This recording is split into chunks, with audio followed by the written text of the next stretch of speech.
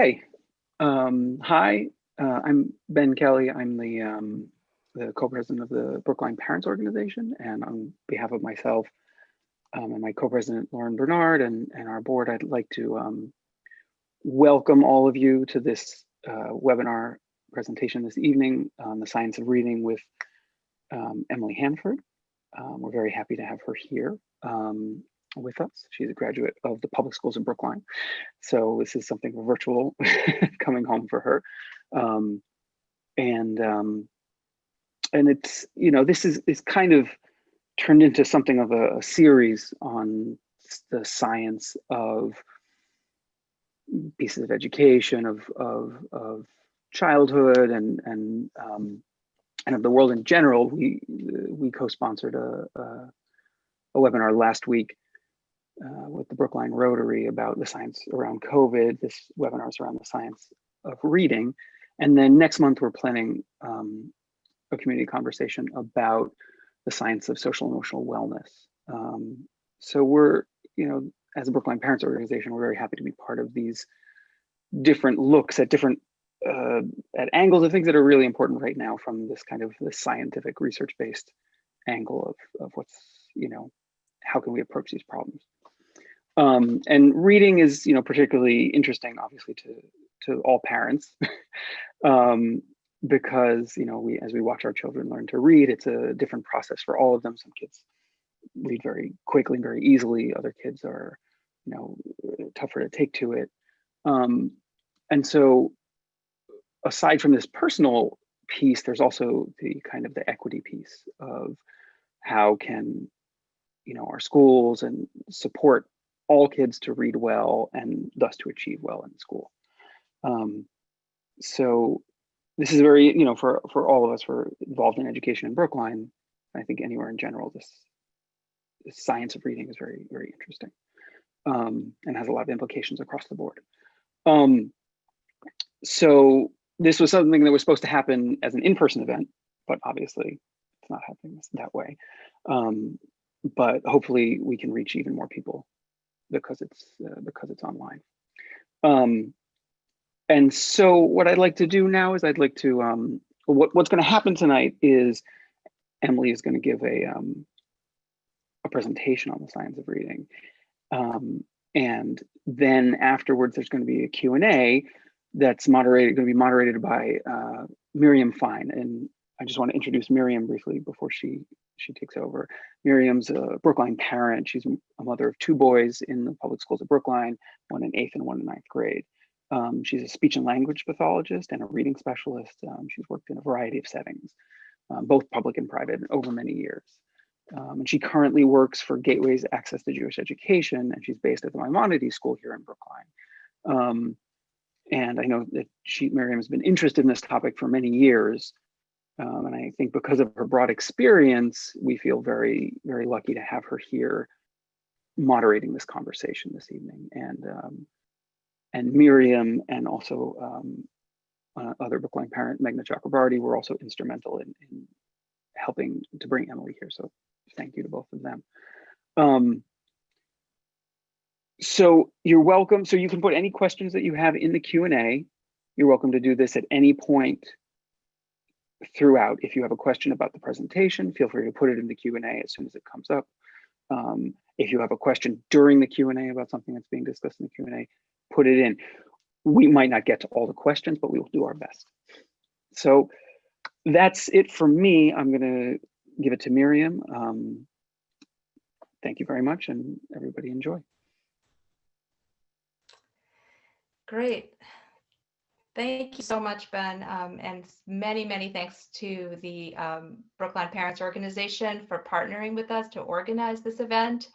I am very honored to introduce our speaker, Emily Hanford, and I'll tell you a little bit about her. Emily has worked in public media for over 2 decades as a reporter, a producer, editor, news director, and program host. She is a senior education correspondent at APM Reports, which is part of American Public Media, and where she produces education audio documentaries. that air on public radio stations nationwide and can also be heard on the Educate podcast. And over the years, her work has won numerous honors, including the award from the American Educational Research Association for excellence in media reporting on education research, as well as an award from the Education Writers Association for public service, and many more honors. Emily's reports over the past few years on how children learn to read and on how reading is taught have had an enormous and wide-ranging impact. It has really been fascinating and encouraging to witness this impact. Her work really speaks, I think, to the power of in-depth journalism, to the power of storytelling, and also to the power of clear and nuanced science communication. So whether you're already familiar with her work or whether you're learning about it for the first time, I really think you'll find her talk interesting and thought-provoking. So thank you for being with us, Emily, and please welcome her. And since Brookline, again, is where Emily actually grew up, join me in welcoming her back to Brookline, even if virtually this evening. Thank you. Thank you so much for having me. Yeah, I'm going to share my screen here so that you can see some slides that I am going to show you. Let's see, play. Okay, so I think you can see that. Anyway, I'm really, really sorry that I'm not in Brookline. I am a graduate, went to Brookline Public Schools my whole life, graduated from Brookline High in 1988. And I'm married to a person who went to Brookline High too. So we're big still, like, for example, I spent some of my afternoon watching the Patriots lose, for example. But I'm in Maryland, which is where I live. I have wonderful memories of the Brookline Public Library, where I went with my parents from the time I was a tiny child. Story time in the children's room when it was in the basement. I guess it's back in the basement again. I remember the atrium where the card catalogs were, and I was so into that area because they had real trees inside a building, and I thought that was so wild as a child. And then I was back there about a year ago, and I don't think they have that anymore. It's like a real building, but it used to be this place where there were these trees and these really cool stones. And I spent hours and hours of my time when I was in a 5th grade in the Brookline room. I don't know if it's still called that. I think it was called that. It had the archives of the town. I did this project on the history of my house. So my stepfather was the minister of the Unitarian Church, and we lived in what was then the parsonage, which is the yellow house at 353 Walnut Street. And it was built in 1856, which is what I remember, for Frederick Henry Hedge and his family.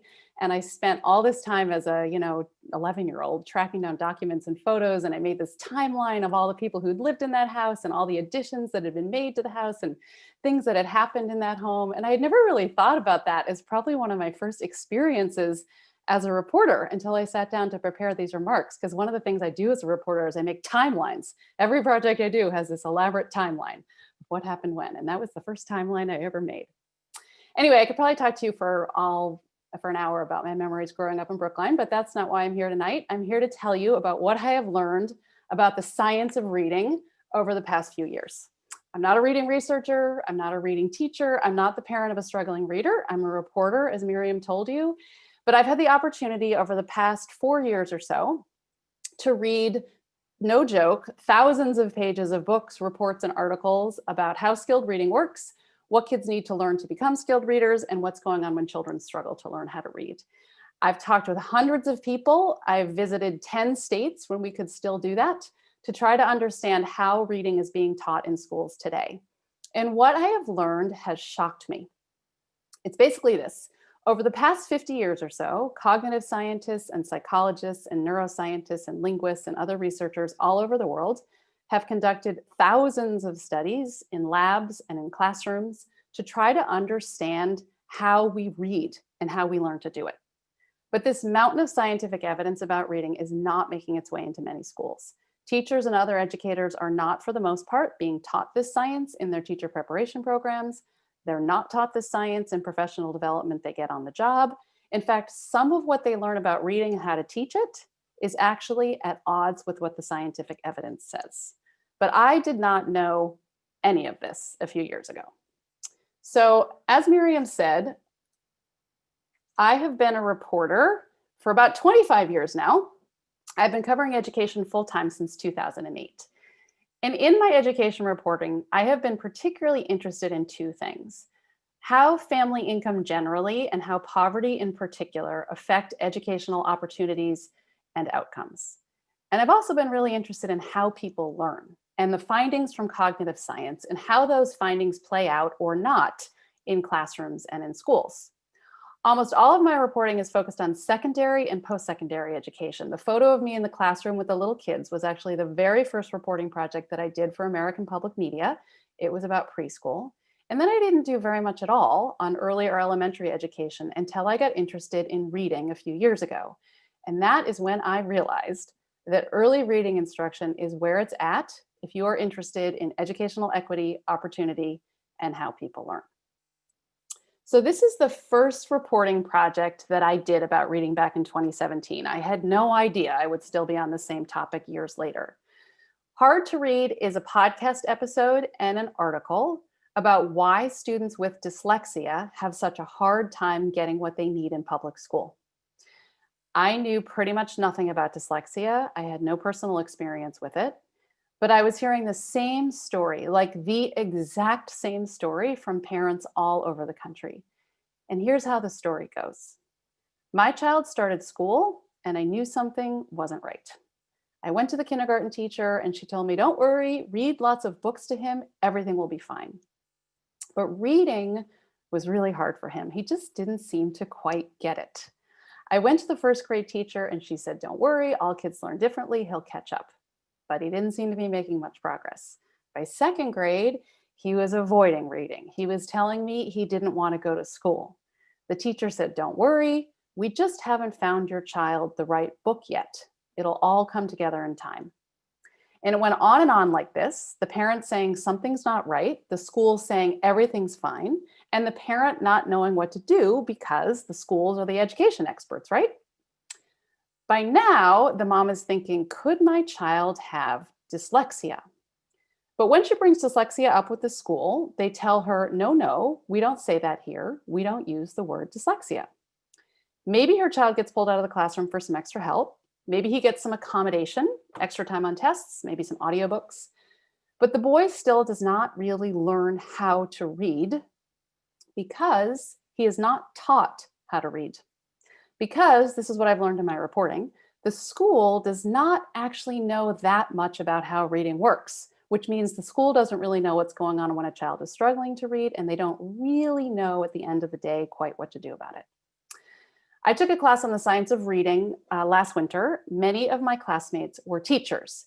And here is some of what they said about their preparation to teach reading. I didn't feel adequately prepared to teach reading.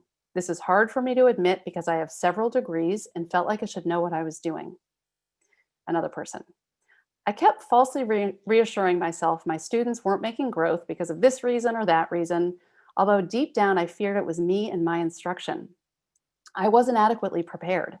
It's not that I didn't care, it's that I didn't know any better. And this person. I felt so angry and guilty when I was finally taught the basics of reading science. I thought, how did you let me teach literacy without knowing this? So I'm going to come back and explain some of the basics of the science of reading in a moment. But first, I want to finish the story of the worried mother with the struggling reader. Here's what happens if she has the time, and especially if she has the money. She takes things into her own hands. She pays for private testing. That can cost thousands of dollars. She pays for private tutoring. That can be more thousands of dollars. She might hire an educational consultant or an attorney or both to help her fight for what her kid needs in public school. All of this is not just expensive, it's exhausting, it's frustrating, and it's really, really hard. And the mother begins to realize her child may never get what he needs in public school. Or anyway, he is not going to get it fast enough because now he is 8 or 9 years old and he's starting to hate school. And he's falling behind in other subjects because he can't read well enough. Maybe he's beginning to act out in school, or maybe it's manifesting as depression and anxiety and withdrawal. And maybe her child, 8 or 9 years old, has actually said to her, I want to kill myself. I have heard this from a number of parents, little kids who say they want to die because they can't read. And this is when, if they have the resources, the parents pull their child out of public school. Maybe they homeschool him, or maybe the family figures out a way to come up with the tens of thousands of dollars that it can cost to send the child to a specialized private school if there is a good private school nearby, and that's a big if. At one point, I was with a group of moms in a dyslexia advocacy group here in Maryland where I live, and I realized that none of them, not a single one, had their struggling readers in public school anymore. They had all given up on the idea that public schools could help their kids learn how to read. Here is the situation that we are in this country. If you can come up with the money to pay for it, you can probably find a way for your struggling reader to be taught how to read. But if you don't have the money and your child is not learning to read in school, what do you do? The equity implications of this are stunning. If you are from a low or even a moderate income family, there is no safety net, there's no backup if you're not being taught to read in school. As one mom put it to me, getting help for a struggling reader is a rich man's game. Reading, the most basic, the most fundamental skill, the foundation upon which all academic learning is built. That is a rich man's game. How did this happen? And how is it allowed to continue? This is what led me to the next reporting project called Hard Words.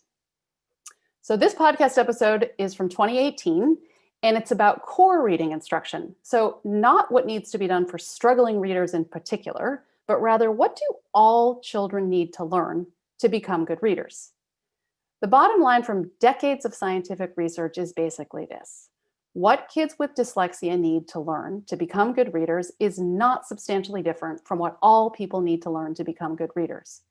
Kids with dyslexia may need a more intense dose of a certain kind of instruction, but all kids benefit from the kind of instruction that kids with dyslexia desperately need.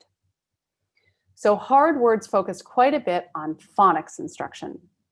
And it focused on phonics for a couple of reasons. One, phonics has been the focus of so much debate and controversy for years, for centuries, actually. When people are fighting about reading, they're usually fighting about phonics. It's like the lighter fluid in the wars about reading. And two, I focused on phonics because what scientists have discovered is that phonics skills are critical when it comes to becoming a good reader. Why is that? Because the starting point for reading is sound. What a child has to figure out to become a skilled reader is that the words that she hears and knows how to say are made up of speech sounds. Those are called phonemes. And she has to understand that in an alphabetic language like English, phonemes are represented by various letters and combinations of letters. This is something human beings have to be taught. Reading skill does not develop naturally in response to being read to. Learning to read is not like learning to speak. Immerse a child in an environment of spoken language, and unless she has a hearing problem or a severe developmental issue, she will learn to speak her native language. Not so with reading.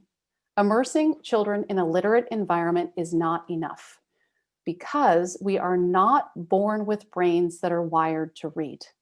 And that's because human beings invented written language just a few thousand years ago, which is really recently in the scope of human history. Children need to be taught how their written language works. Now, some children need very little instruction, but some children need a lot. This slide by Nancy Young compiles estimates from a number of different studies, and it shows that roughly 40% of kids are going to learn to read no matter how you teach them. A little bit of instruction and immersion in a literate environment is probably going to do the job. But more than half of children, most children, are not going to learn to read well unless they're explicitly taught how their written language works. And some kids are going to need a lot of explicit instruction. So a key thing for educators and policymakers to understand is that all kids benefit from being taught how their written language works. Even those kids who may not need it can become better readers and especially better spellers if they are taught how their written language works. Now, no one is arguing, no one, that phonics instruction is all children need to become good readers. It is not. There is much more to teaching a child how to read than teaching phonics. So to understand something about how kids learn to read, a really good place to start is with something called the simple view of reading. Now, the simple view of reading does not say that reading is simple. It says that reading comprehension can be divided into two different parts. So the simple view was first proposed in 1986 when I was a sophomore at Brookline High School by researchers Philip Goff and William Tunmer. They proposed this model because they were trying to clarify the role of decoding in reading comprehension because people were fighting like hell about it. It was really controversial and they were trying to figure it out. Everyone agrees that the goal of reading is to comprehend text. Everyone agrees on that. The question is, how does a little kid get there? The simple view says that reading comprehension is the product, not the sum. It's the product of two things. One is your ability to decode words. So you see the letter string R-E-A-D-I-N-G, and you know that that string of letters represents the word reading. The other part of the equation is your language comprehension. So that is your ability to understand spoken language. We're not talking about your ability to read text. Language comprehension is your ability to understand meaning when someone is talking or when text is being read out loud to you. So for example, when someone says to you, she is reading the book, you know what the verb means in that sentence. You know what she's doing. The simple view says that if you have really good language comprehension skills, but zero decoding skills, your reading comprehension will be zero because 0 times anything is 0. The simple view also says that if you have really good decoding skills, but very poor language comprehension skills, you just don't know the meaning of that many words in spoken language, your reading comprehension is not going to be very good either. So let's look at how this applies to learning how to read. Most kids entering school have very little when it comes to the decoding part of the equation. They have 0 or close to 0 when it comes to the D in the simple view of reading equation. But they do have something when it comes to the language comprehension part of the equation. In other words, when children enter school, they know the meaning of lots of words, but they don't know how to decode those words yet. This is why people familiar with the science of reading call for an emphasis on phonics instruction in the early grades. Because if the goal is to get to reading comprehension, and you have a bunch of 5- and 6-year-olds before you with language comprehension skills, but virtually no decoding skills, what do you need to do to help those children get to reading comprehension? You need to help those children develop decoding skills. So what you want to focus on with little kids is getting their decoding skills up to their level of language comprehension. Now, the simple view clearly shows that focusing only on decoding would be a very, very big mistake because it's only half the equation. And as everyone knows, kids come into school with very different language comprehension skills. Some kids know the meaning of lots and lots and lots of words, and some kids have far smaller vocabularies. So reading instruction that aligns with the simple view has to focus on the language comprehension part of the equation too. So this means lessons and activities that expand children's oral vocabularies. I was in a first grade classroom in Oakland, California, where reading instruction was deliberately aligned with the simple view of reading. Here's what I saw. Explicit phonics instruction in one part of the reading instruction, and the kids were broken into small groups depending on the level of their decoding skills, because kids can be at very different places in terms of what they understand about decoding. And another part of the reading instruction was explicit vocabulary lessons and lots of reading out loud by the teacher. The words the kids had learned were posted on cards all over the classroom, and this was in the late winter, so they had learned a ton of words, and they were starting to fill up the windows. You could barely see outside. So they had these cards all over the place, and they were learning words like gigantic, extraordinary, neighborly, and ridiculous. Those are not words that the vast majority of first graders are going to be able to decode, and they shouldn't be expected to. But the first graders in this class were learning the pronunciation and meaning of these words so that when they're able to read them, they'll know what the words mean. Every child in this class, by the way, spoke a language other than English at home. And in fact, many of the kids in this class, English was their third language. So the simple view was proposed, as I said, a long time ago. It was a theoretical model that was proposed back in 1986. And the basics of this model have been confirmed over and over and over and over again by scientific research. Now, the simple view is super helpful because it disentangles some of the stuff that is most contentious in the debates about reading. In what's known as the whole language view, and in the balanced literacy view more recently, the focus right from the start of reading instruction should be on getting kids to focus on the meaning of what they're reading.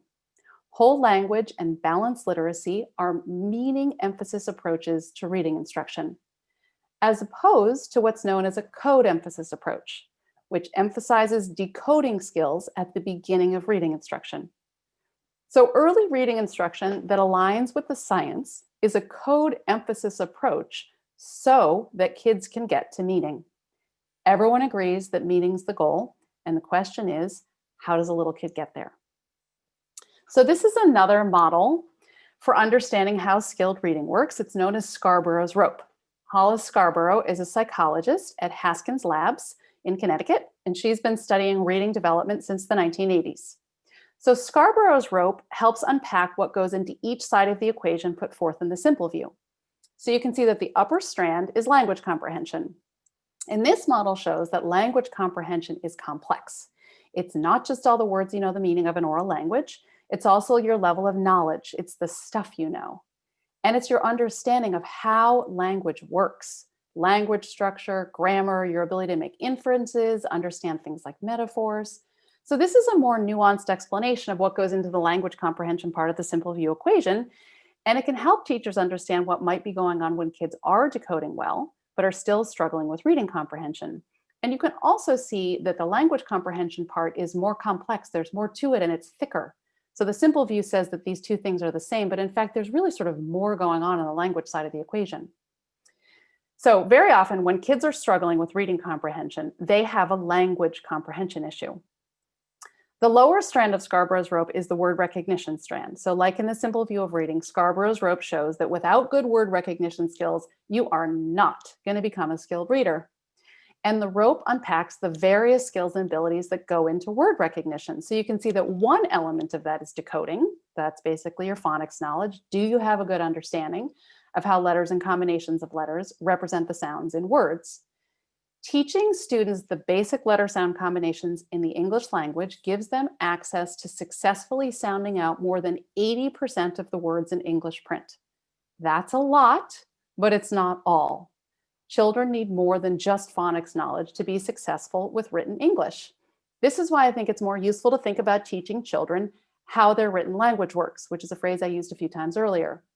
Because English spelling is not just based on the sounds in words. English is what's known as a morphophonemic language, meaning our spelling patterns are based on both sounds and meaning.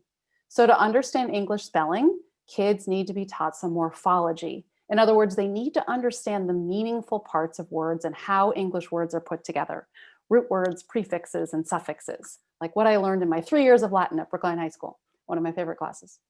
And children need some etymology too. That is, to understand English spelling, it helps to know something about the history of our language. English has a reputation for being this wacky language full of exceptions, but it is not. It is a melting pot language that has complex spelling patterns because English has roots in Greek and Latin and French and other languages. Written English is perhaps the most difficult alphabetic language to learn. It takes 2 to 3 years for a typically developing reader to master the basics of written English. In contrast, it takes only a few months for most kids in Italy to learn how to decode Italian, because Italian spelling is almost perfectly regular. Italian is spelled the way it sounds. One of the reasons that we have fought so much about reading instruction in the English-speaking world is there is a lot to teaching children written English. So there's a lot to argue about in terms of how to teach it. So back to Scarborough's rope and the elements of the word recognition strand. So there's phonological awareness, understanding the sounds in words. There's decoding, understanding how letters represent those sounds. And then there's something called sight recognition. And this, in my opinion, is where things get really interesting. When you are a skilled reader, you don't actually have to decode most of the words that you encounter. When you see a word that's familiar to you, you know the word immediately on sight. You don't have to sound it out. Now, scientists refer to the words that are instantly recognizable to you as sight words. The term sight words can be really confusing because teachers and reading scientists usually mean different things when they use that term. In school, sight words are typically words that kids are supposed to memorize. They may be words with unusual spellings that are difficult to decode, or they may be words that kids are going to come across a lot in their reading. In other words, high frequency words. Children often come home with these words on flashcards and they're supposed to memorize them. But what the science shows is that having kids memorize lots of words is not the best path to good word recognition skills.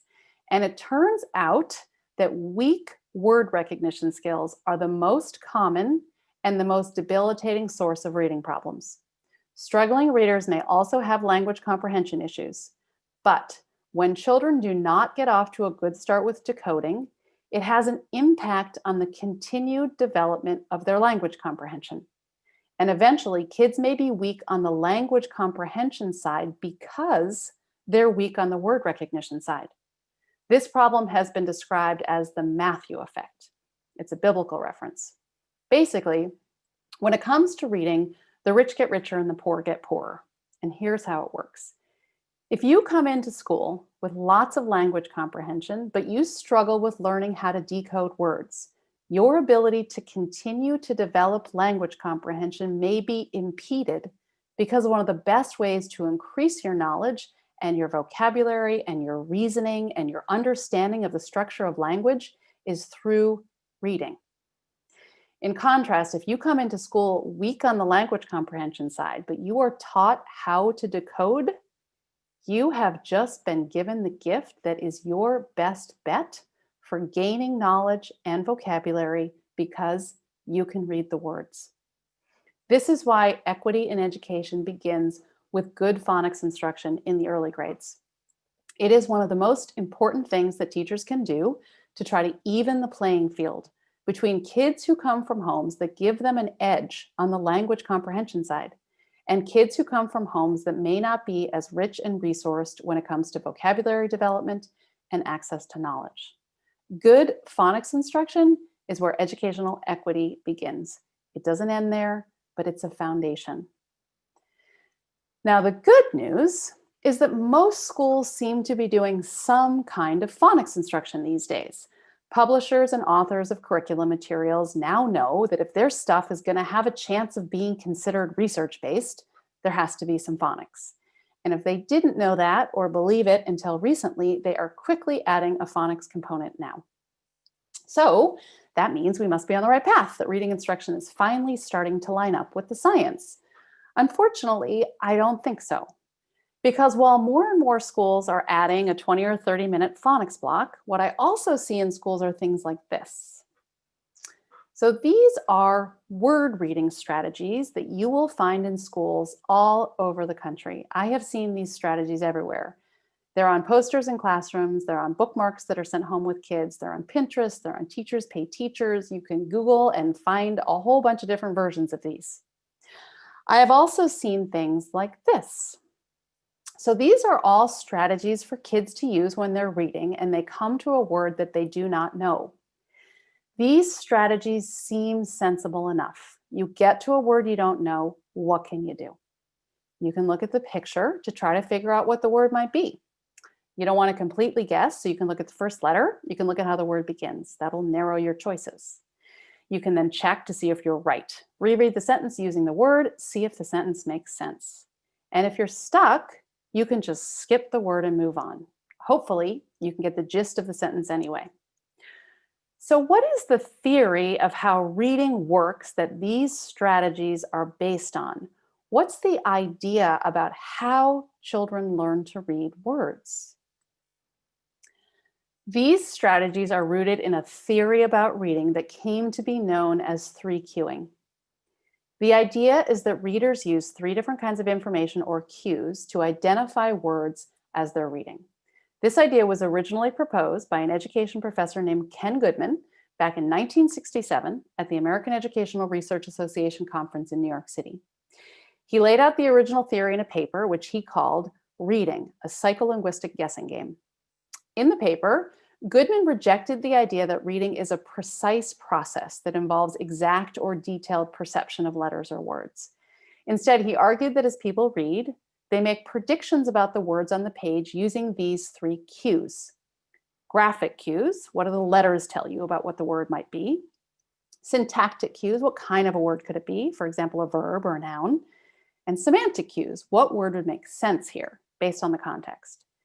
In his paper, Goodman concluded, skill in reading involves not greater precision, but more accurate first guesses based on better sampling techniques, greater control over language structure, broadened experiences, and increased conceptual development. As the child develops reading skill and speed, he uses increasingly fewer graphic cues. Now, this was kind of a new twist on prevailing ideas about how reading works, and it went on to become a theoretical basis of the whole language approach to teaching reading. For the couple of centuries previous to the introduction of whole language, the debate about how reading works and how to teach it had focused on one of 2 big ideas. So one idea is that reading is a visual memory process. And the teaching method associated with this idea is the whole word method, which is not quite the same as whole language. The basic idea in whole word is that if you see words enough and you associate those words with their meaning, you eventually store the words in your memory as visual images, kind of like pictures. This is the idea behind long lists of sight words that kids are supposed to memorize. The other idea is that reading requires knowledge of the relationships between sounds and letters, and that the way to identify a word is to sound it out. That's basically the phonics approach. So reading instruction was a series of pendulum swings between whole word and phonics until this new idea came along that said people don't read by sounding out words, and they don't read by memorizing words as wholes either. Instead, they use this cueing system. That is, they use context to predict what the words will be, and they use the letters to check their predictions. Now, I have found that many teachers have never heard of 3 cueing. They know this cueing theory of word reading as MSV. So M is for using meaning to figure out what a word is. S is for using sentence structure or syntax. And V is for using visual information. That's the letters in the word. So you will find this MSV idea in lots of curriculum materials that define themselves as balanced literacy. You can trace the roots of this MSV idea back to the work of a woman named Mari Clay. She was a developmental psychologist in New Zealand who came up with ideas about reading that were similar to Ken Goodman's at about the same time. They didn't develop these ideas together. They didn't agree on everything, but they did meet and travel in similar literacy circles back in the 80s and 90s. Clay built her ideas into a reading intervention program for struggling first graders called Reading Recovery. Reading Recovery was implemented across New Zealand back in the 1980s, and it quickly went on to become one of the most widely used reading intervention programs in the world. Clay's theories were popularized as part of core reading instruction in the United States by Irene Fountas and Gay-Sue Pinnell. They're education professors who learned from Clay back in the 1980s. Fountas and Pinnell are now well known for an approach to reading instruction known as guided reading, and for a widely used reading assessment system that uses what are known as leveled books. Fountas and Pinnell also sell a reading intervention program called Leveled Literacy Intervention, or LLI. In a 2019 Education Week survey, 43% of K through 2 and special education teachers in this country reported using LLI, 43%. You will also find the cueing theory of reading in the Units of Study materials written by Lucy Calkins at Teachers College, Columbia. Units of Study is more commonly known as Reader's Workshop. According to the Education Week survey that I mentioned, 16% of teachers report using these materials to teach reading, which actually makes it the 3rd most widely used core reading program in the country. You will find some phonics in the Calkins and Fountas and Pinnell approaches. In fact, Lucy Calkins recently created a Units of Study for Teaching Phonics program, and Fountas and Pinnell have books and materials to teach phonics too. But phonics is often presented as one way to know what a word is. It's one strategy. It's the 3rd cue in that 3 cueing system. What schools need to know is that when they buy materials from Calkins and Fountas and Pinnell, they are buying an approach to teaching reading that is rooted in a particular theory about how reading works. And it is the idea that skilled readers use meaning and context to identify words as they read. What you are likely to find in a lot of American classrooms today is 20 to 30 minutes of a phonics program, and then reader's workshop and guided reading, where kids are taught that when they come to a word they don't know, they can sound it out and use what they've learned in their phonics lessons. But they can also use the cueing strategies. They can think about a word that makes sense, they can look at the first letter of the word, or they can just take a page from Skippy the Frog and they can skip the word altogether. So what's wrong with this? I mean, why not teach kids lots of strategies to help them when they come to a word they don't know? Why not teach cueing? Well, it comes back to the scientific research. So these little boys, what is going on in their brains as they're learning to read? And for a long time, no one knew the answer to that question. And that is really one of the big reasons why we fought about how to teach reading. But as I've said, over the past half century or so, scientists in labs and in classrooms all over the world have done this mountain of studies about how skilled reading works. And here is a key thing that they have figured out. Skilled readers do not use cues and context to read words. In fact, what scientists have discovered is that this is how poor readers read.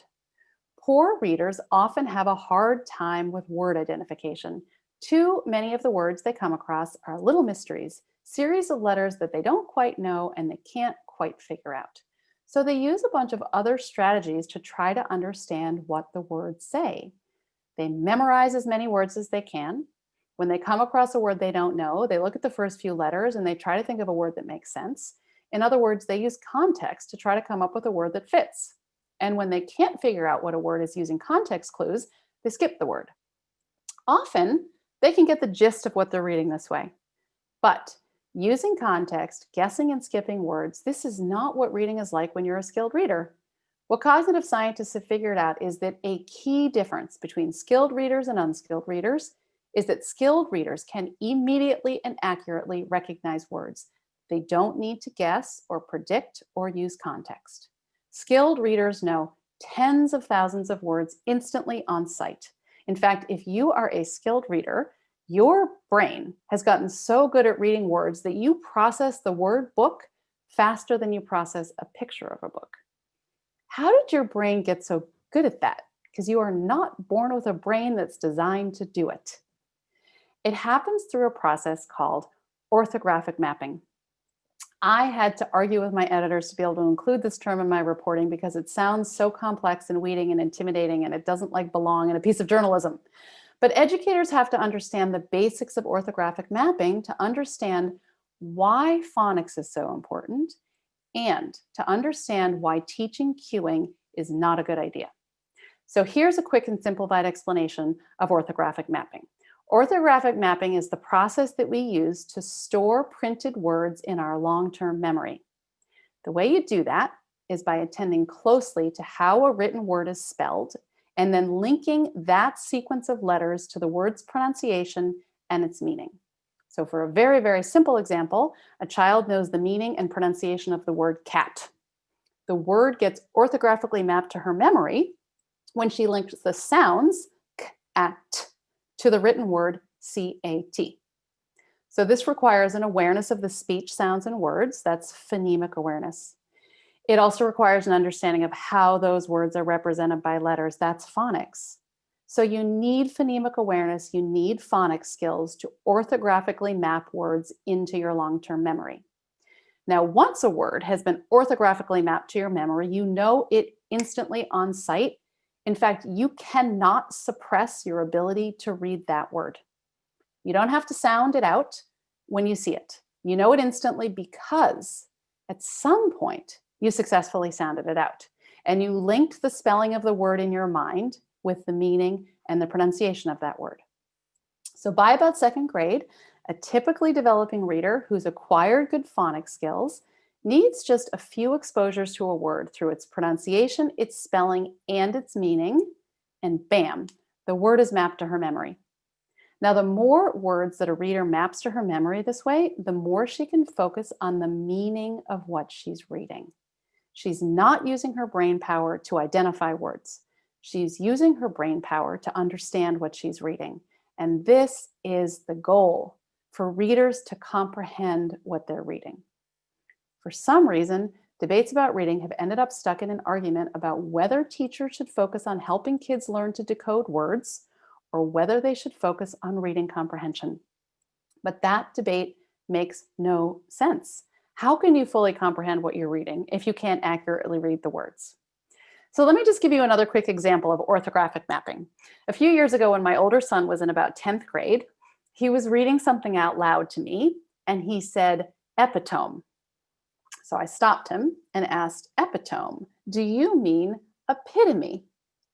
Oh, he said, you could practically see the light bulbs going off in his head. Epitome. Now, my son had obviously heard that word before. Maybe he had a basic gist of it, kind of idea of what the word means. He may have come across the word in print before too, paused, sounded it out, epitome, don't know that word, move on. But now, reading out loud to me, he had had the aha moment he needed to realize, that's a word I know. So we briefly discussed the meaning of the word. Here it is. Person or a thing that is the perfect example of a particular type or quality. So now next time my son sees that word in print, he's going to know what it is. And the science suggests that with another few exposures, that word will be permanently stored in his memory. He'll see it and know it. The spelling, the pronunciation, and the meaning will all be there for him in an instant. What scientists have discovered is that skilled word reading is like a reflex. It's not a detective game. It's not contextual guessing. It is not a series of strategic actions. It is automatic and it's effortless. However, as you can see in the example of my son, there is so much more than decoding skill going on. Readers must have a good oral vocabulary. My son had heard the word epitome. The light bulbs wouldn't have gone off for him if he hadn't. Your ability to comprehend what you read is tightly linked to your vocabulary and your knowledge.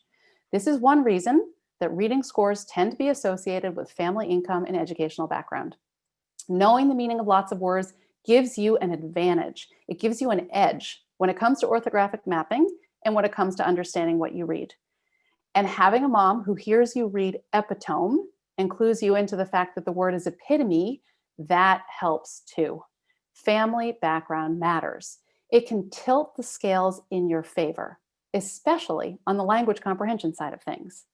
But having a big oral vocabulary and not lots of knowledge isn't enough. By some estimates, 1/3 of struggling readers are from college-educated families. Children need to be taught how to read the words on the page. They need to be taught how their written language works. And when teachers use the cueing system that I told you about, when they teach all those word reading strategies, they're actually impeding the orthographic mapping process. So I'm going to explain with a story. These are first graders in Oakland, California.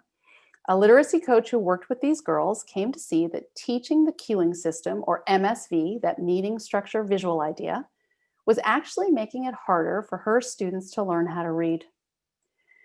The coach's name is Margaret Goldberg.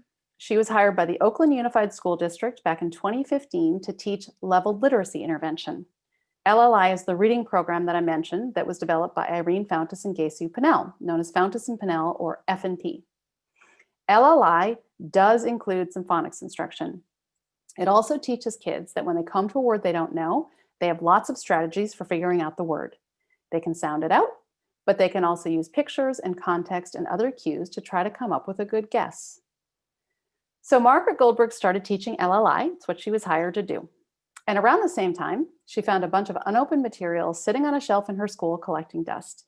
And it was a systematic phonics and phonemic awareness program that teaches kids that when they come to a word they don't know, they sound it out.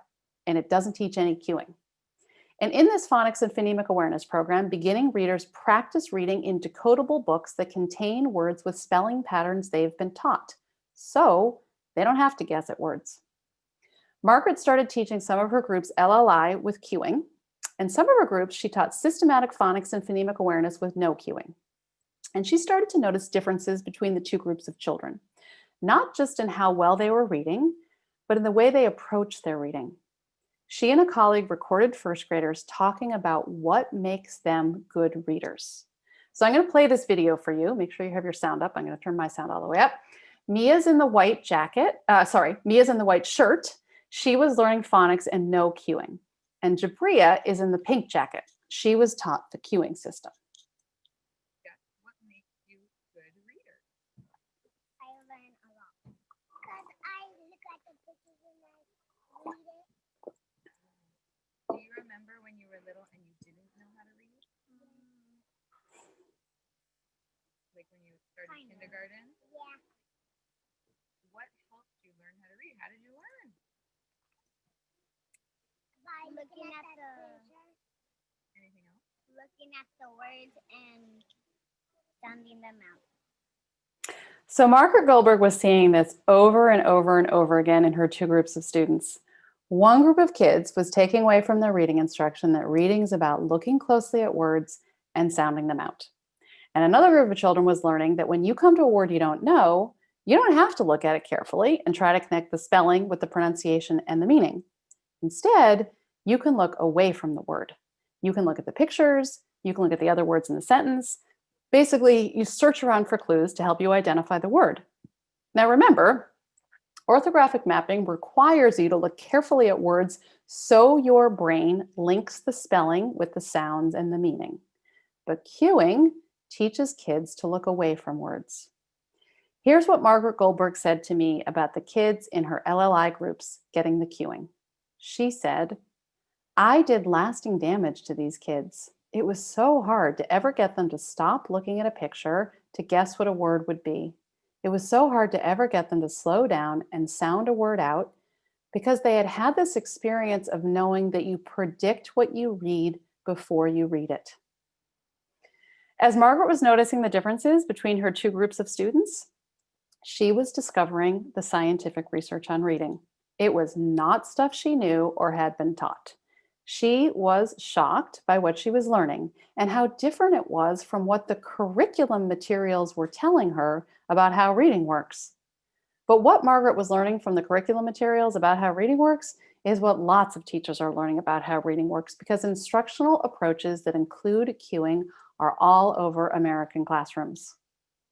So this podcast and article from 2019 is where I explain the problems with the cueing and strategies approach to teaching reading. As I said earlier, most schools do some kind of phonics instruction these days. But just because a school has added phonics does not mean that reading instruction aligns with the scientific research on reading. If children are being taught the cueing system, they are being taught to read the way that poor readers read. This, I think, is a big elephant in the room when it comes to reading instruction in the United States. Schools and publishers are adding what I've come to think of as a phonics patch. They're checking the phonics box, but they're still teaching cueing. Why? Well, I think there's a lot of reasons, but I think a big one is schools are better at adding things than they are at taking things away. And many educators believe in cueing. I got an email from a woman who teaches in an upper middle class suburb, a school district that is a lot like Brookline. They teach cueing in this district, and this teacher says she has tried to talk to her colleagues about the problems with the cueing and strategies approach to teaching reading, but she says she has to be really careful because, quote, "it's like walking into a church and yelling, 'There's no God.'" Many educators believe in cueing because if they were taught anything about how reading works, they were very likely taught the idea that readers use meaning, structure, and visual cues to identify words as they're reading. And they believe in cueing because cueing seems to work for some kids. Because some kids, maybe even most kids in some schools, like in many schools in Brookline, will learn to read no matter how they're taught. They will learn to read in spite of the instruction. But many kids will not. So What the Words Say is the most recent podcast episode and article where I try to explain the consequences of all of this. It starts with a visit to a juvenile detention center, where you will find an awful lot of struggling readers. The big problem that we are facing in this country is that reading instruction is based on an assumption about reading that turns out not to be true. The assumption is that as long as kids are in an environment that supports and encourages lots of reading, they will become good readers with a little bit of guidance along the way. When kids struggle to learn how to read under these conditions, there are typically two responses. One, there must be a problem in the home. The child wasn't read to enough. Or there must be a problem in the child. he or she has a disability. But usually it's neither of those things. Most of the time when kids can't read, it's because they were not taught how to do it.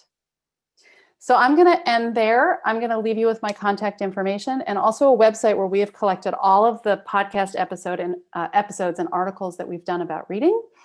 And I look forward to your questions. Thank you.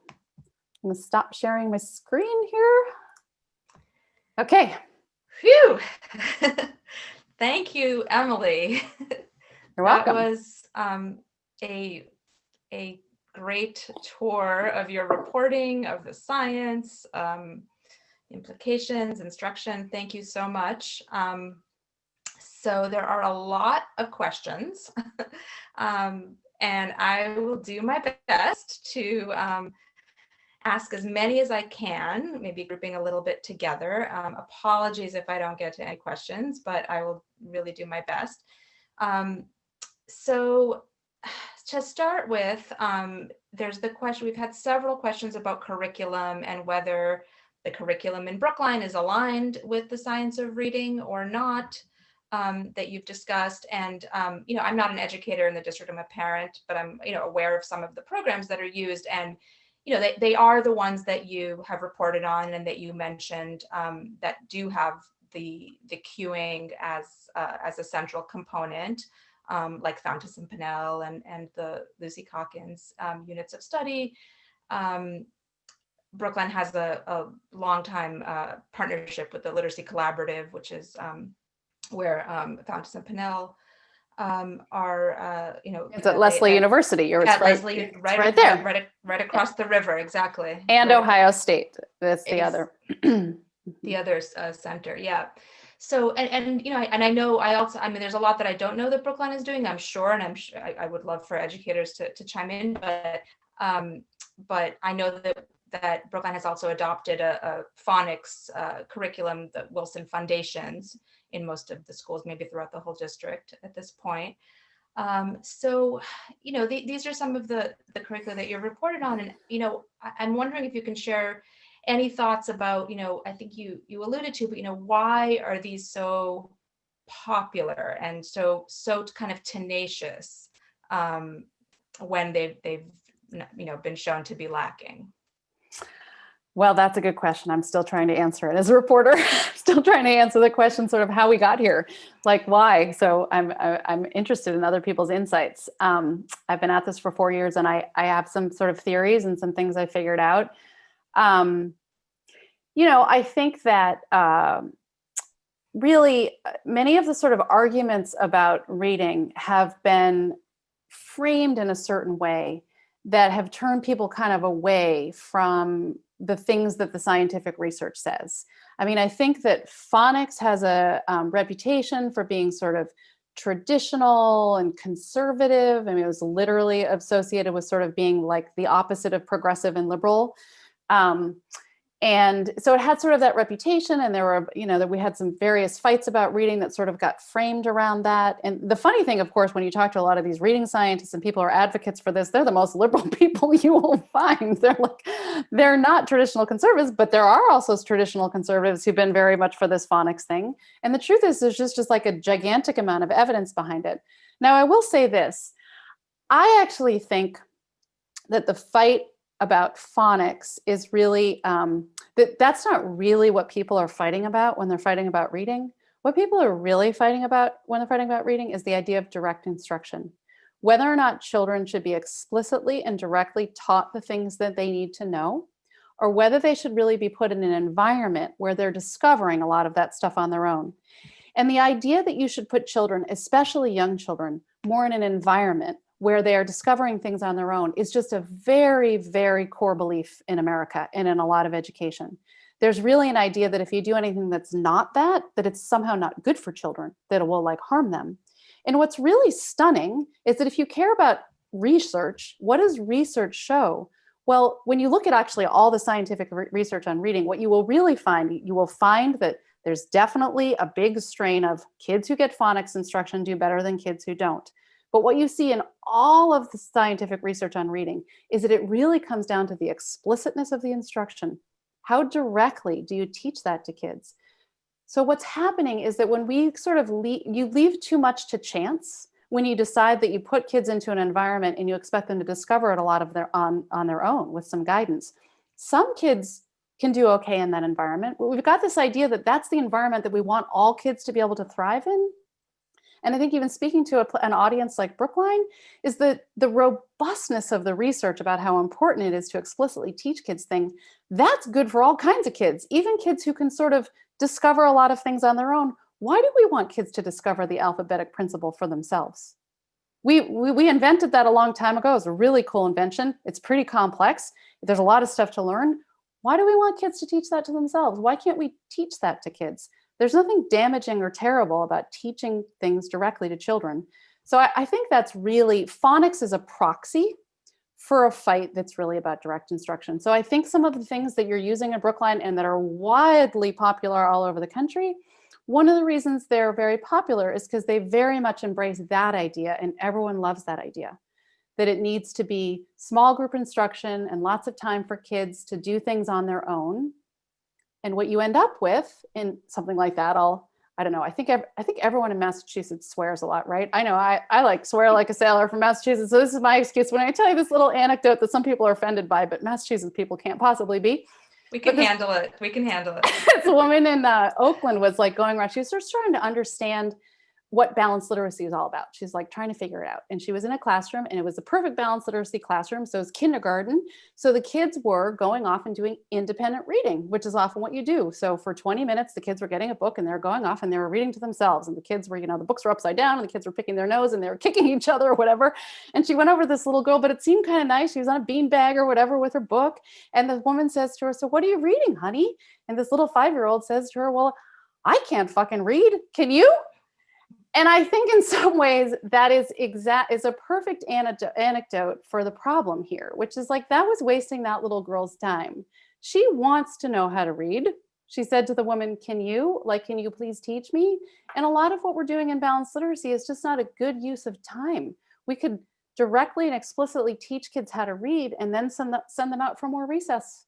Right now around this country, people are spending, especially at schools that are struggling, 2 hours a day or 2 literacy blocks a day that are 90 minutes each, teaching kids to read, when it could be done more effectively and more efficiently with time for more play and with time for kids to learn other things like social studies and science, which often gets pushed aside in order to teach kids reading, especially in struggling schools. And what you know from looking at this, the simple view of reading, is that ultimately a kid's ability to comprehend what they read and to really become a good reader is going to depend on all the other stuff they know, not just how well they can decode words. And we have taken out of so many of our classrooms all that other stuff, which is not only the stuff that kids need, but it's the stuff that's fascinating. It's the stuff that kids love.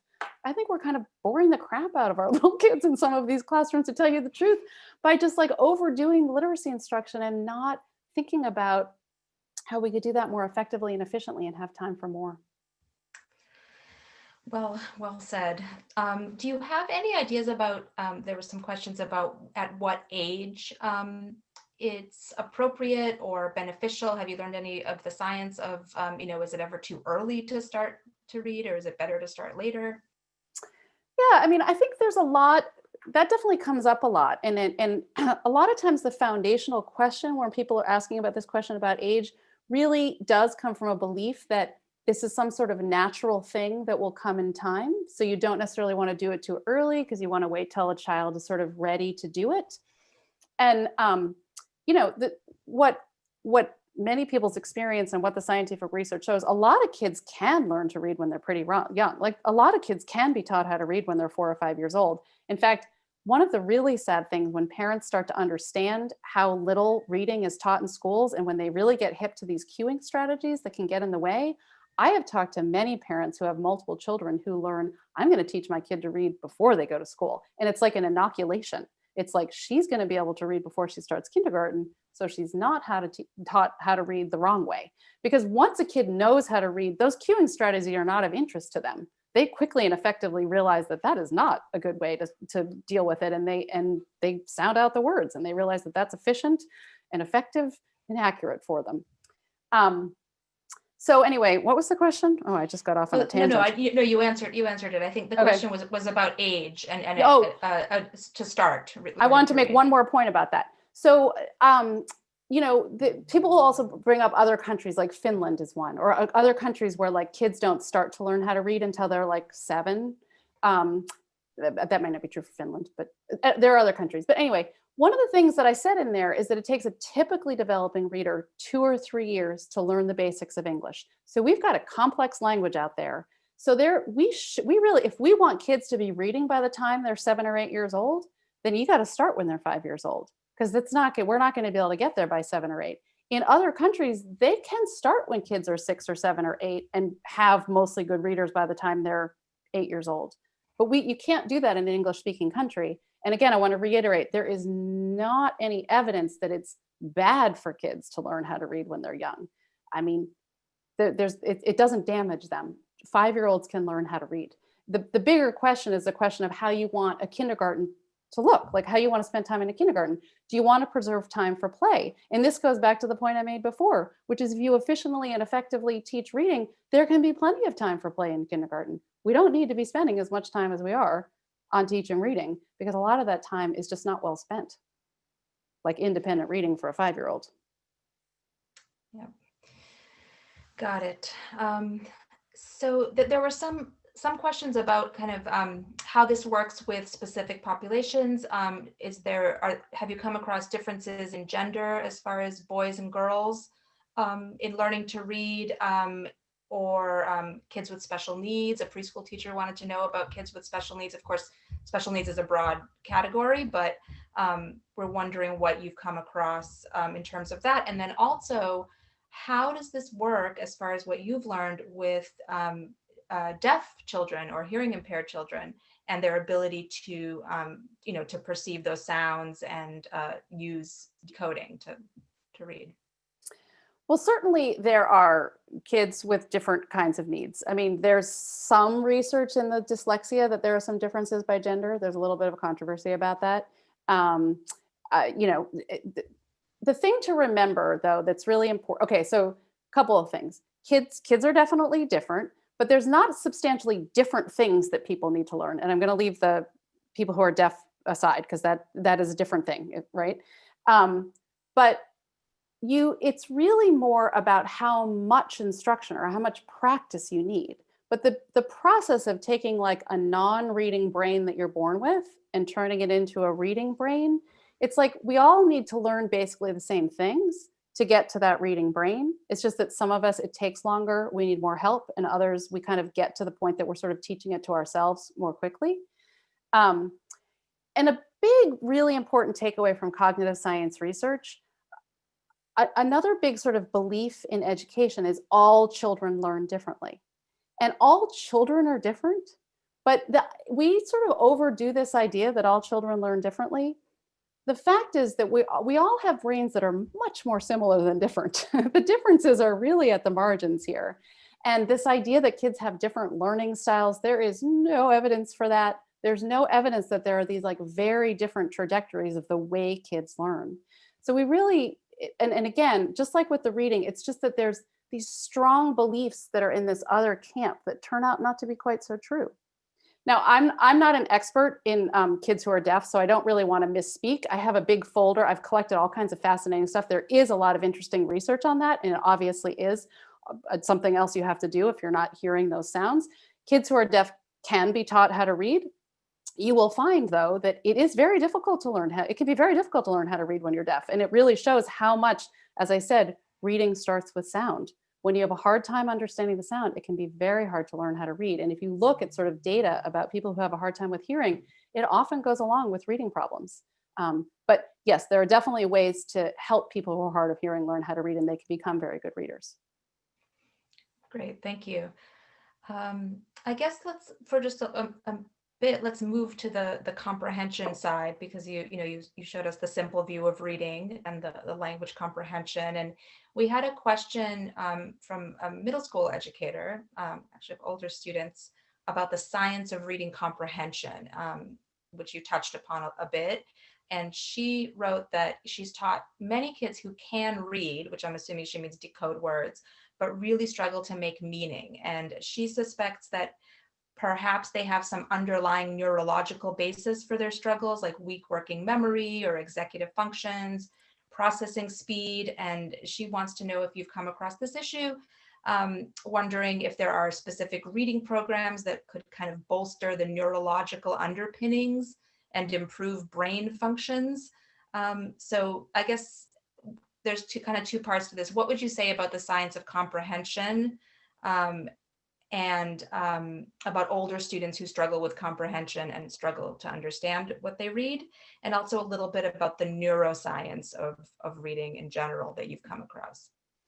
Well, certainly there's a lot, and again, this is not expertise, but there's a lot of people in the Boston area who are doing really great research on this, in terms of like this question of executive functioning and working memory and processing speed. Those are all very much at play when it comes to reading. And so as people are starting to understand dyslexia and how it is and the spectrum of reading problems, that's like a big area of research. So that's a real thing. What you do about that, I don't know if I have a good answer to that, but there are certainly people at Harvard and Mass General, and Miriam can point you to them, who know this stuff really well and can get you some good answers on that. In terms of older kids, I would say, so I hear a lot from middle school and high school teachers who write to me and ask this very question, like, what do I do? And I would say, one of the things that a lot of people have said to me is that when they really start to understand the scientific research on reading, one of the things they start to realize is that many of their middle school and high school students who they thought had sort of a comprehension problem actually do have more of a word reading problem than they realized. And it's not that they can't read the words, but they haven't orthographically mapped a lot of those words into their memory. And again, this can have to do with maybe processing speed and working memory kind of stuff. But you give them a word and they can sound it out, but it's not instantly, by the time you're in middle school, you should be knowing lots and lots of words instantly on sight. And these kids don't.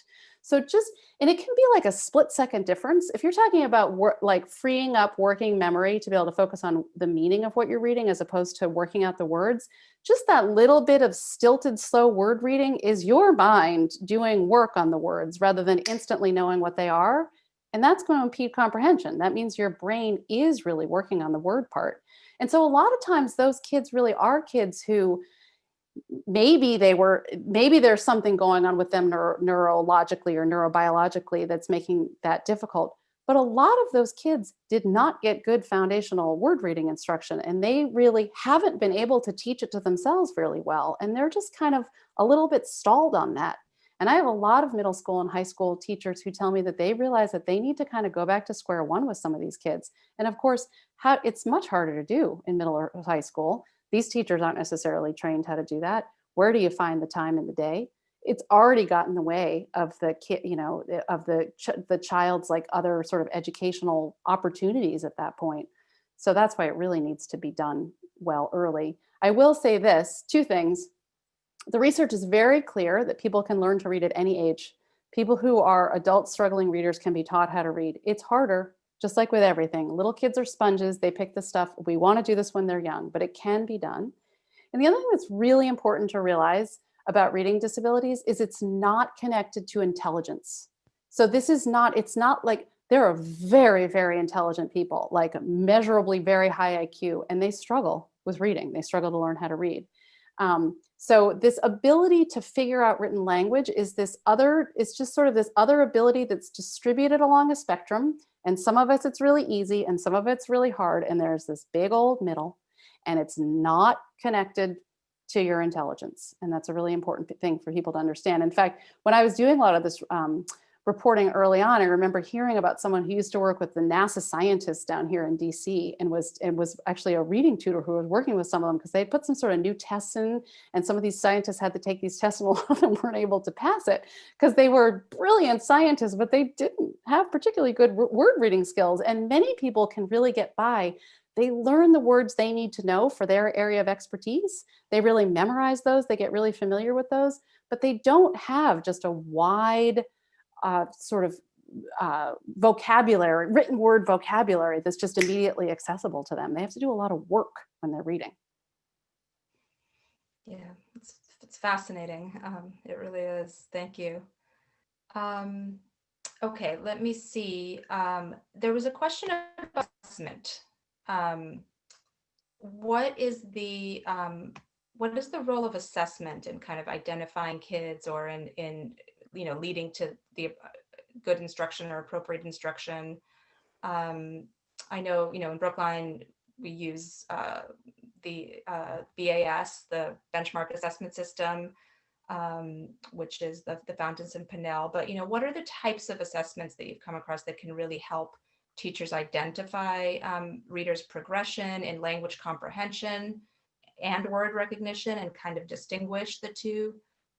What are some ways that teachers are kind of seeing which side of the reading rope might be deficient, so to speak?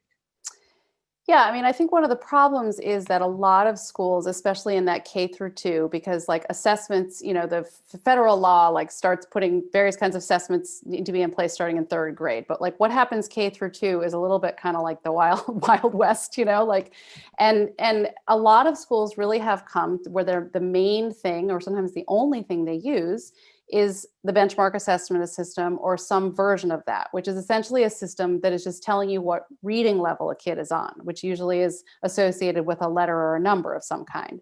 And essentially it's a system really where there's like some books that you give to kids and you have them read them. And once they get to a certain level of sort of fluency and accuracy with the book on that level, then they're able to go on to the next level. There's not a lot of research behind these leveling systems. They are very, very popular around the United States, but they don't tell you very much about what's going on when a kid is struggling. So if a kid is having a hard time getting from one level to the next, just giving them a book and having them read it and listening to them read isn't necessarily going to tell you what it is that is making it difficult for this kid. So you need to have tests that test their phonological phonemic awareness. I'm not going to be a good person to do that, and it's not a good idea for me to name things, but there are many different assessments out there that really do get into basically the weeds of what is like actually going on when a kid is struggling. And a lot of schools, when they realize that they've been missing something in the foundational skills of reading, really realize that they need to bring in other assessments. That's one of the first things they do. They just don't know what's going on with their kids because this leveled reading system isn't telling them what they need to know. So usually what they do is they bring in some other assessments and they keep that leveled reading system in place. And then a lot of times they eventually realize that that leveled reading system isn't doing much for them. And they get rid of that altogether. And they have different assessments in place to get them through those K through 2 years, which are the crucial years really when you need to be trying to figure out what's going on. And you need to have some sort of screener in place where you're finding the kids who look like they are at risk of being dyslexic, essentially.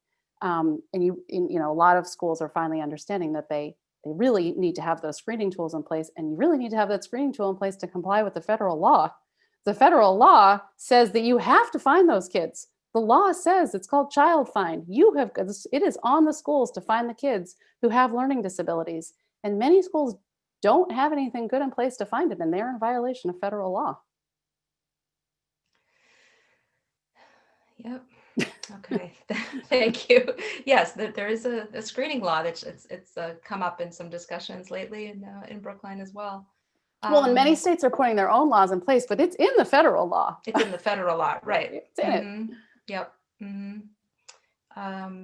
Okay, so to move from assessment I know we are nearing the end, but we have time to squeeze in a few more before the final questions. There were a couple of interesting questions that I think possibly are somewhat related. One, somebody wanted to know if you were familiar with a book called Ways with Words by Shirley Bryce Heath, that apparently is from 1982 and is about how home environments and ideologies shape the kinds of connections that kids can make. They compared affluent white kids to blue collar white kids to blue collar black kids, different groups. And so somebody wanted to know if there was if you were familiar with this and how this might relate to, how kids learn to read based on their home environments. And another question, is it true that our brains are if it's true, as you were talking about, there's learning styles are not really important in this discussion. They're not really a thing. We're fundamentally more alike than different, as you said. But that may not matter. But the question is, but are you saying are you saying there really are no cultural differences across readers, or this includes cultures within the United States itself? So any thoughts on that?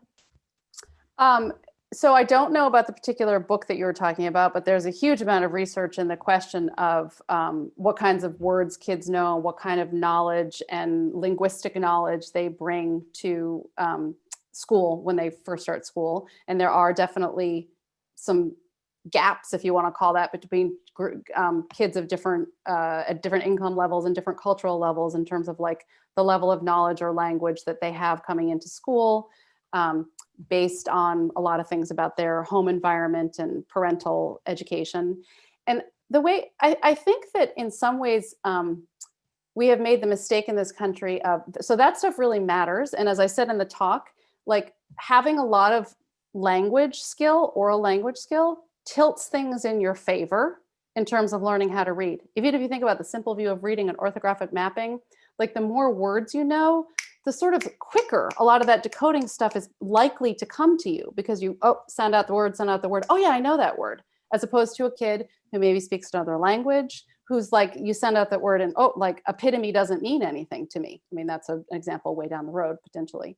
So yeah, like having a lot of that tilts things in your favor. But I think that it has been sort of understood, because that does have such an impact, it's understood that that's more determinative than it needs to be, because a lot of other research really shows that if you teach kids how to read, we really should have, right now we have like only like 35-40% of kids in this country can read at a level considered proficient. And but what the research shows is that if you teach kids how to read, you might have 1 to 6, 7, 8, maybe 10% of kids who are struggling with reading. And a lot of this research was done in high poverty schools back in the 1990s and early 2000s, where they showed that if you explicitly and directly teach kids how their written language works in a high poverty school, you would expect to have maybe 5 or 6% of the kids really struggling with reading. That's how many you would expect to have below the 30th percentile. What we have instead in this country is 8 in 10 African-American kids reading below basic on the National Assessment of Educational Progress. If they were taught how to read, those numbers wouldn't be like that. And it doesn't matter, when one of the reasons there are differences by race is because race is also associated with family income, and family income is the thing that really makes the difference here. But family income would not make as much difference as it does if all kids were really taught how to read. And a really important thing for everyone to realize, and I'm sure people in this audience have personal experience with this, if you are not taught how to read in school, but you're from a family that has resources, someone will figure out a way for you to be taught how to read. But if you are not from a family like that, there's no backup for you, as I said. So that's really the difference. It's like we need to like flip the script. There's like this assumption that if reading is hard for you, there's something wrong with you or with your family. And it's really the other way around. It's like reading is kind of hard for a lot of people. It's just that some people get the help they need and other people don't. You can even see this. There are startling differences by race. If you compare the bottom 10% of readers, so to all of the things like the white kids who are struggling the most with reading and the Black kids who are struggling the most with reading, the white kids are significantly more likely to get special education services, significantly more likely. So we are just not, it's not just that there's something about what you bring to school, but something about the schools you go to and whether you're identified for help can really have to do with your background. So when kids go to school, what we know is that there are gaps when kids enter school, and the gaps grow. And there's something about being in school that's growing, we're growing those gaps.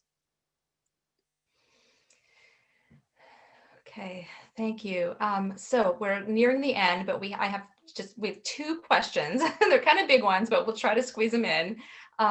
One question is kind of bringing us back to the 3Qing and older students. And you said, of course, it's never too late. It's harder, but for older students to learn. But what about a student who has the habits that have been kind of engendered by this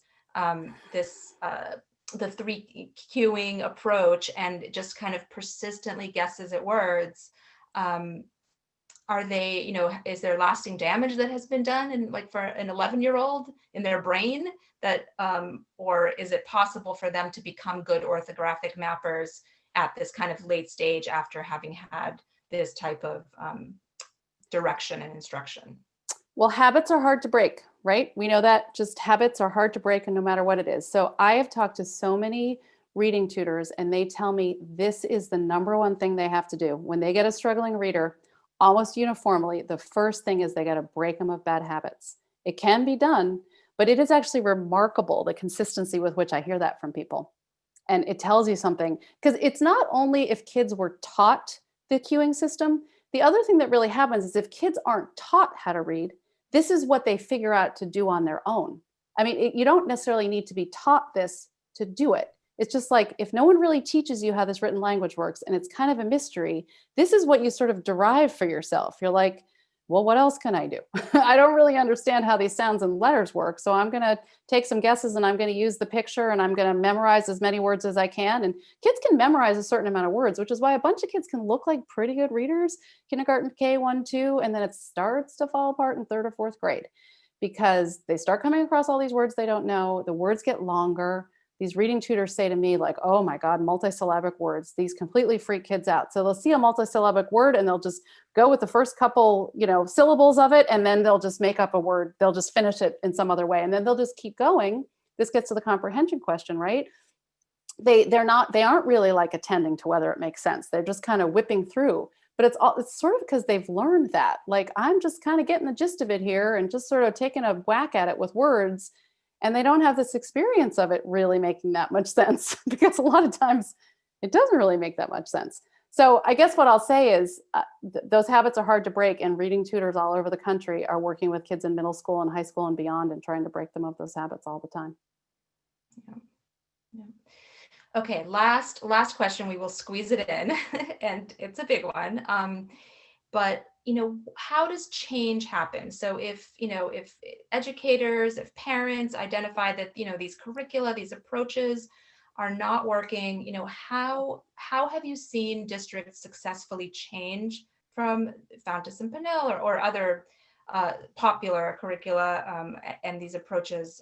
What are some models of success that you've seen, perhaps, or like what can the Brookline Parents Organization do, or what can parents and educators do, and have you seen this change happen? Well, I think what a lot of people have told me and what I've observed over the years is I think the most important element in all this is teacher knowledge. The curriculum is important too, but I think if you have to lead with one thing, it's the knowledge of the educators themselves. Because as many people will tell you, and this is very true, like, curriculum doesn't teach kids, teachers teach kids.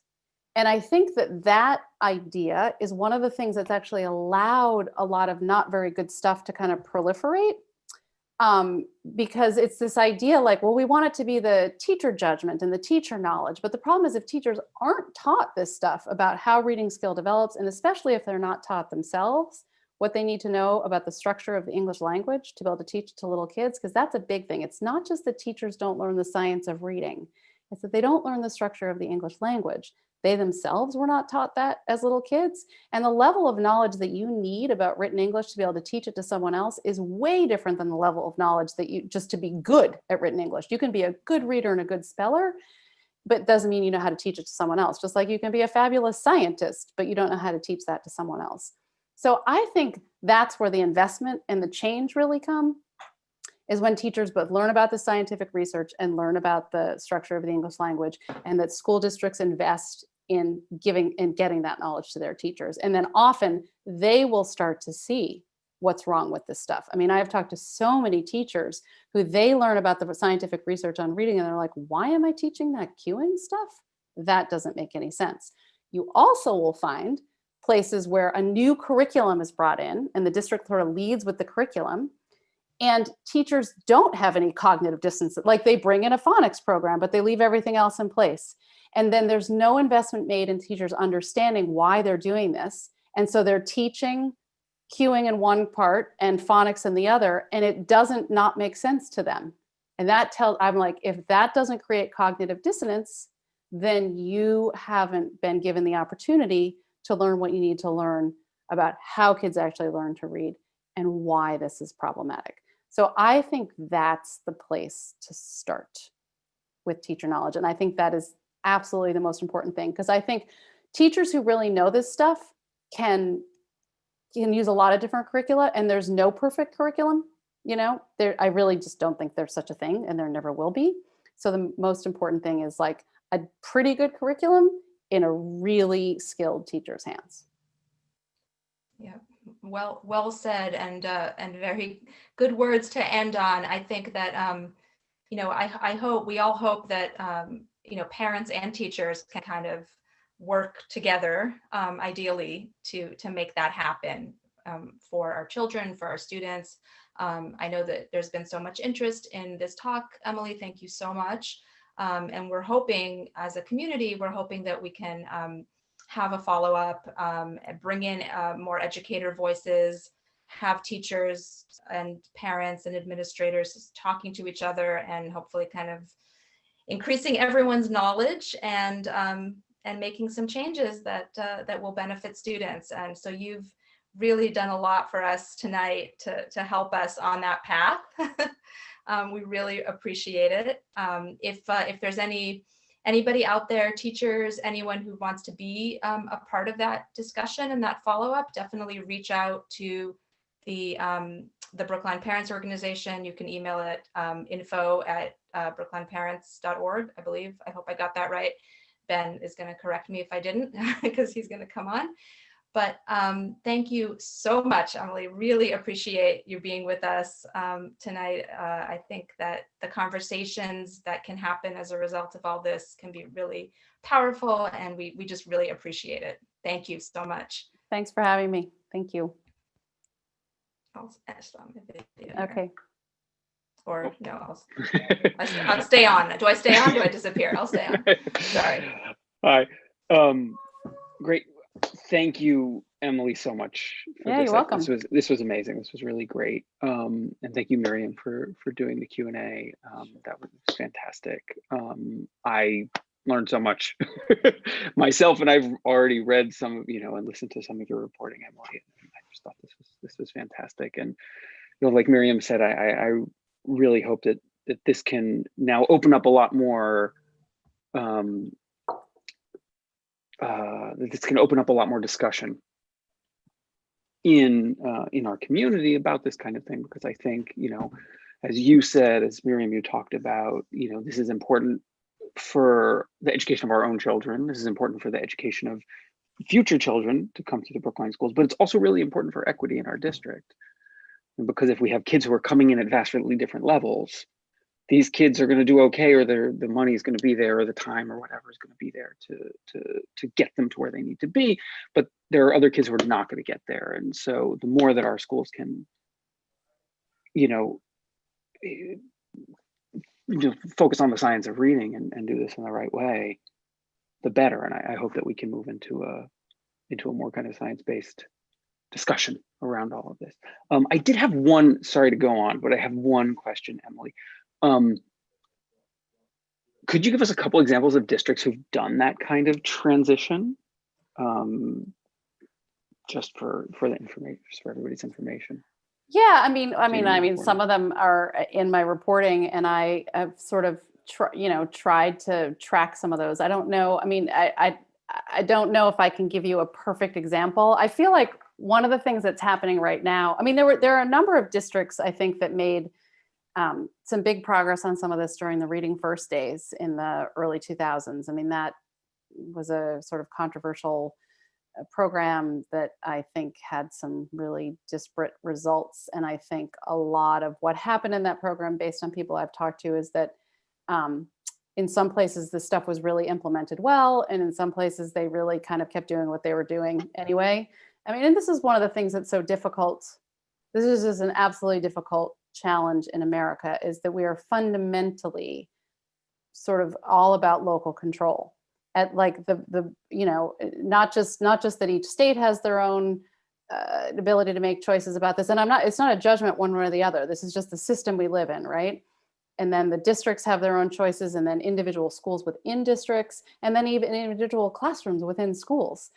There's such a kind of sense that this is really about sort of teacher autonomy, so that anytime you make any kind of change that's sort of from the top down or trying to be some sort of district-wide something or statewide something, you're just, there's too many examples of people will keep doing what they were always doing, or they believe certain things. I mean, the beliefs are really strong with this stuff.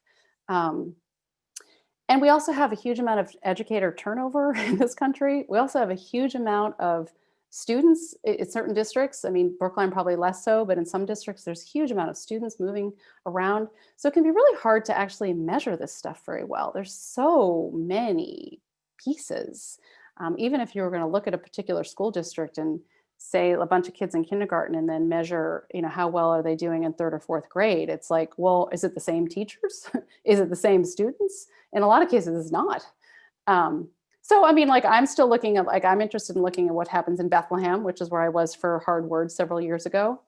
I talked to some people there recently, I mean, COVID is getting in the way of all this. There's all kinds of people who felt like they were like on the verge of really seeing some great results. And now a lot of this stuff is going to kind of get in their way of their ability to sort of track that. So all I can say is, I don't know if I can point you to particular districts. There are definitely a number of districts that are trying things, and this stuff is really a moving target. And the ideas that I talked about in that talk are really so pervasive. One place I would actually really point you to is, let's see if I have the book right here. I was mentioning to you that I really think fundamentally, I have this book somewhere. This is about a resistance to direct instruction. And what's amazing, Miriam, I'm sure you have this. There's like this huge meta-analysis that was done 2 years ago, just about the absolutely gigantic amount of evidence behind direct instruction and this experiments with direct instruction that started in the 1960s, Project Follow Through. And they followed these schools for many, many years. And the actual direct instruction is used at this point in maybe 3% of American schools. But if you actually look at what has the most evidence behind it, it's that. But the problem is that people don't like what there's evidence for. They just don't like it. And that's fine. Schooling is a value thing. It's not just about lining it up with science. Like, any community has to make choices about what they want their little kids to do. But what really works in terms of learning is just, a lot of people don't like that. So we don't do it. So that the people that did that meta-analysis, you probably know this, Miriam, just wrote a book called, I'll send it to you later. I think it's called All Students Can Succeed.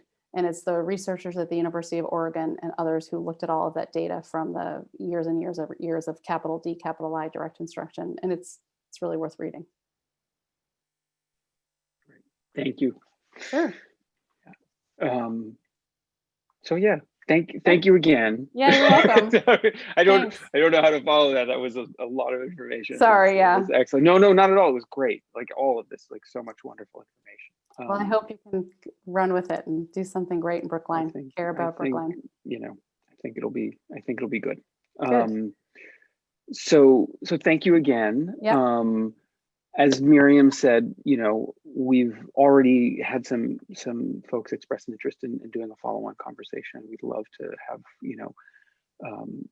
folks in Brookline participate. So definitely email us. The email address is right, info@brooklineparents.org, and we can send a follow-up email with that information. And yeah, I hope this has been informative and helpful to everyone. And as I said in the beginning, this is kind of one in what's turning out to be a series of forms that we're doing about just about the science of different subjects. And we're working on this one for November about the science of social emotional wellness for families. Basically, discussion about how can we get our kids and our families through this winter. Yeah. I know a lot of people are really worried about what are we going to do in the winter when it's not so nice anymore, when we can't take our kids to the park, when our kids can't go out on their bikes and all this kind of stuff. And so we're working on planning that now. It'll be in the middle of November, and we'll send some more information about that. So thank you again Yeah, welcome. to Emily. Thank you, Miriam, for doing this. Thank you, everybody who joined. And Thank you, Ben. Thank and, Thank you. Have a good on night. behalf of myself and my co-president, Lauren, who couldn't make it, thank you. You're And we'll see welcome. you soon.